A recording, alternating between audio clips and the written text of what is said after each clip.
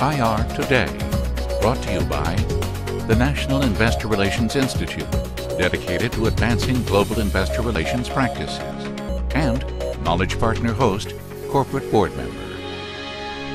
Welcome to IR Today. I'm Jeff Morgan, President and CEO of the National Investor Relations Institute, or NIRI.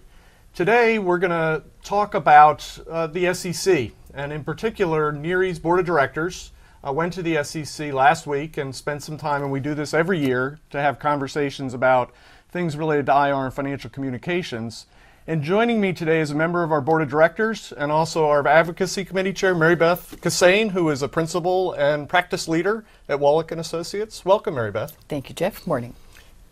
So, you've been part of this for several years now, and maybe we'll start on a couple issues that we seem to hit every year. And the first one is proxy advisors. And this is a space that issuers get very tense about, and we think there's some need for change. So do you want to share that with us? Absolutely, sure. And I think that the SEC expects us to talk to bang this drum when we go to see them now. You know, I think NIRI's big issues are accuracy and conflicts of interest. And the whole advent and rise of the proxy advisory services and how companies' votes get voted, shares get voted, and who makes the decisions about that, the times of years when you can get in touch and influence, who the influencers are and how they change. They're all critical issues for making sure that you can get accurate information that can be used in time to influence the people who need to know.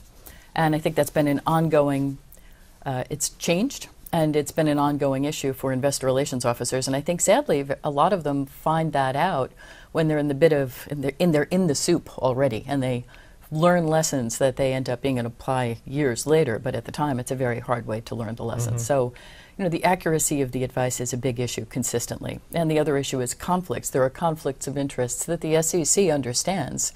You know, that said, they're always mindful of letting us know that they're not likely to go in and, really make any significant changes there in terms of telling other people how to run their businesses. But they do hear it when we tell them that people need time to be able to look at inaccurate information, that knowing what the process is would be good. And NIRI feels strongly that if there are conflicts, you should shine some light on them and let people know what they are. And my sense was the SEC agreed with us on that. And in fact, the SEC is in the process of working on an interpretive release that will hopefully clarify some of these issues. And I think over the next several months, we will see that. One of the other issues that we talked about, which is probably our top issue from an IR perspective, is knowing who your shareholder is.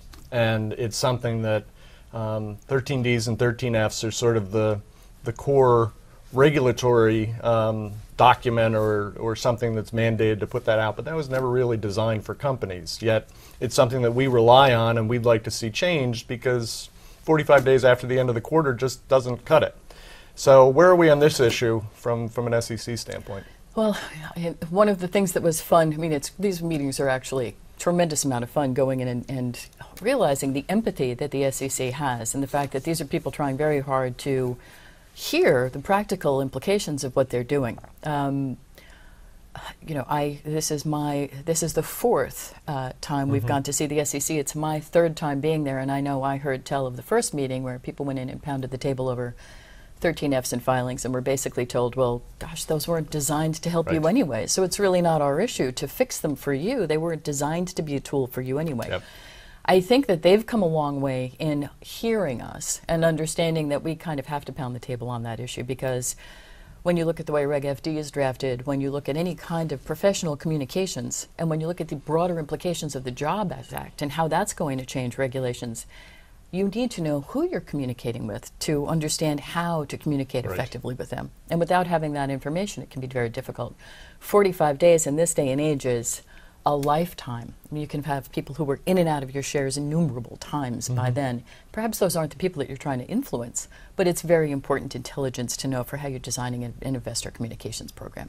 Yeah, I think a couple other points along this as well is that if we're communicating to the wrong shareholder, who we think are shareholders, and to the wrong people, it does a disservice to all the shareholders. And one of our messages this year was this fact that you're asking us, the SEC, and through regulations with say on pay and things like that, to speak more to shareholders. And IR has gotten much more involved in this And I think we've done a really good job, but knowing who your shareholders are is really a piece of this that nobody has considered. And I think hopefully as we continue to pound the table, they will. I might mention that I think it's going to be interesting as we move into smaller reporting companies going into the Say on Pay environment next year, how that is going to affect them, because a lot of them just don't have the ability to afford surveillance and be able to stay on top of this like bigger companies do. Absolutely. It also raises a more subtle issue about investors overall, whether they're institutional or retail. Not all institutional investors are the same. So if I'm designing communications because I'm assuming that I've got mostly value investors, and it turns out there's been a change, people have heard something or misperceived something, so I'm getting a ton of growth investors in, I actually need to retool what I'm saying. They've got different needs, they've got different points of entry for a complicated story. So all kinds of implications, and they're easier to categorize than retail investors. Well, let's move to an issue that, from an IR perspective, really has not bubbled yet to the surface, but we've been watching it from a NIRI standpoint, and a lot of people have been watching it, and that's the Jobs Act. And it's going to make changes. I think for many of us, when these changes happen, we'll say what happened. So maybe you want to talk a little bit about the Jobs Act, and maybe let's start with solicitation and some of the changes there. Well, the Jobs Act has changed the rules around solicitation. It's changed the rules around analyst reports, and when you can kind of give a bump to an analyst report, I think, but it's not as though solicitation was ever an easy concept to begin with. But I think that in making those changes, there is a tremendous amount of room for fraud, for misunderstanding. I think it'll be a while before. I think that the regulators are looking at the market to figure out what they're going to do around that, and that can be very helpful on the one hand because you see very practical outcomes. On the other hand, you have an awful lot of people who don't want to be prairie dogging. They don't want to be the first ones to pop their heads up. So it may take some prompting to encourage people to make some of the changes, but I think especially for smaller companies, they have undue burdens on them to begin with. But expecting end users, so to speak, to be able to understand the arbitrage between who's able to communicate in what way, I think whether it's solicitation, whether it is what form of vehicle you're buying, I think it's going to make for an awful lot of confusion. And the irony is that creates a tremendous amount of opportunity for professional communicators who can take complicated information and make it understandable for people. But of course, understanding who you're communicating goes back to understanding who you're communicating with. Absolutely. And for our listeners who may not realize what some of the changes are, and the SEC is implementing these changes. Analysts on pre-IPOs are going to be able to put out information sooner and do their recommendations. There was the settlement several years ago with many of the large brokers, and it still doesn't apply there. Right, that's exactly right. They're not exempted from that. This doesn't change that. Yeah, and then the solicitation rules, private companies, including hedge funds, are going to be able to be much more outward in their solicitation. And so it's going to be interesting as we see potentially billboards or ads or other things advertising to buy into these private companies. Well, and I think it's going to be interesting. You know, you have some folks who are already looking into whether they should be advertising.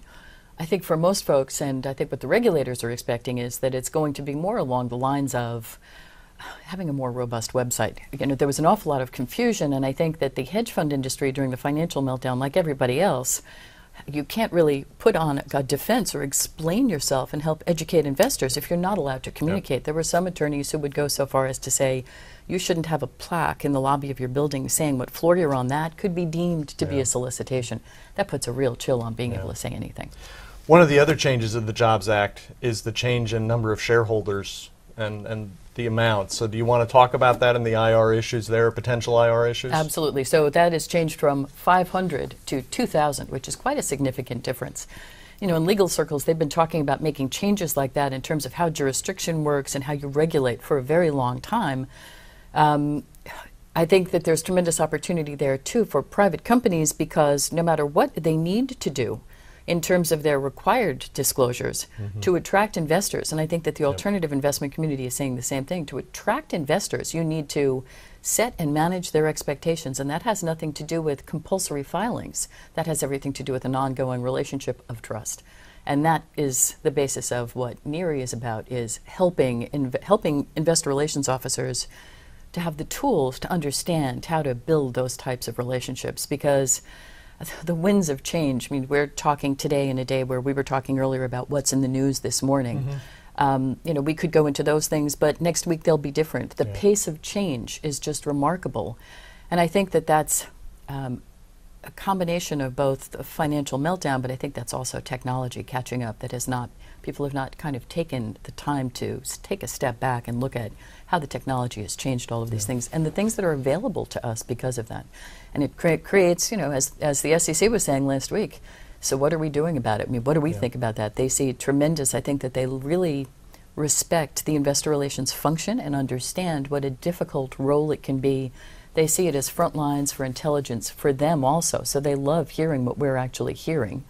And I think they see tremendous opportunity there, and I think they're right. Yeah, and I think from an IR standpoint, as you say, it is an opportunity, and while all of us would probably think immediately private companies, different type of IR if they're going to do IR and financial communication, but the world is going to evolve, and while it may not be mandated for them on private company side to do a lot, that may change as well as just, as you say, best practice. Right.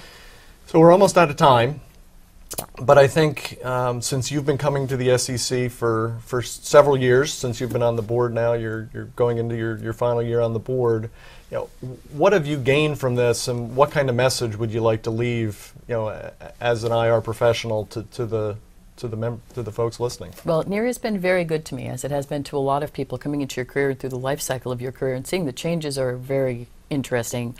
I came onto the board because, the standards of practice we were doing a lot of work on, which was fascinating to get involved in and work on, and it's so incredibly important, as is advocacy. It's such a central piece, and having that dialogue with the regulators so that you can only cover so much waterfront, right? Yep. But you want to have established that beachhead so that when those issues come up, you can say, by the way, we have a very important view to share here. There's no way that you can own that if you don't. I would also say that having hard real-life examples is invaluable to the regulators. They ask us for that every year. As you know, they pound the table over our having as many incredibly practical examples for them as we can, where people are willing to say who they were. Anonymous examples really aren't particularly helpful to them.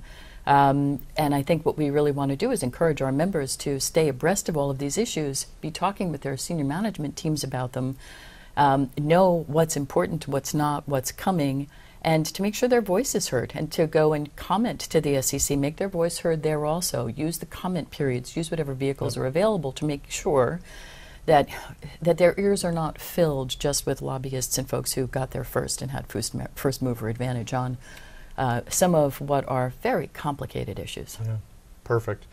We're out of time. I'd like to thank corporate board member for their partnership in this program. Mary Beth, thank you for participating. Thank you for all the work you do on behalf of all the members of NIRI. And we appreciate you listening and look forward to seeing you on the next IR Today. Join us again next time for IR Today, brought to you by the National Investor Relations Institute, dedicated to advancing global investor relations practices, and Knowledge Partner host, corporate board member.